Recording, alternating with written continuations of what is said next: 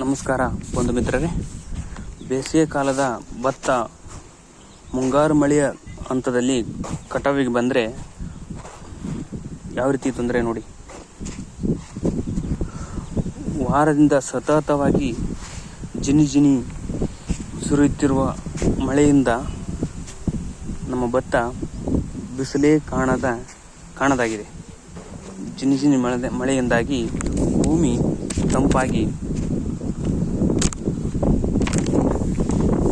ಕೆಳಗಡೆ ಎಲ್ಲ ಭತ್ತ ಯಾವ ರೀತಿ ಮೊಳಕೆ ಬಂದಿದೆ.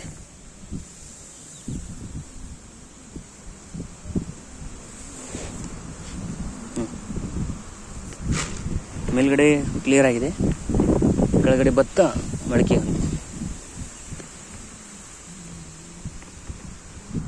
ನೋಡಿ.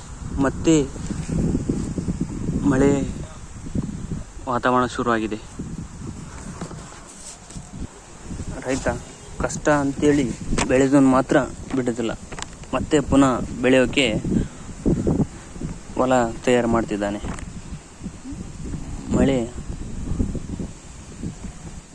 ಆಗೋದು ಒಳ್ಳೆಯದೇ. ಮಳೆಯಿಂದ ಕಷ್ಟ ನಷ್ಟಗಳು ಸಾಮಾನ್ಯವಾಗಿ ರೈತರಿಗೆ ಇರೋದೇ. ಸರಿ, ನಮಸ್ತೆ. ಮಳೆ ಬರುವ ಸಮಯ ಇದ್ದು ಮತ್ತೆ ರಾಶಿಯನ್ನು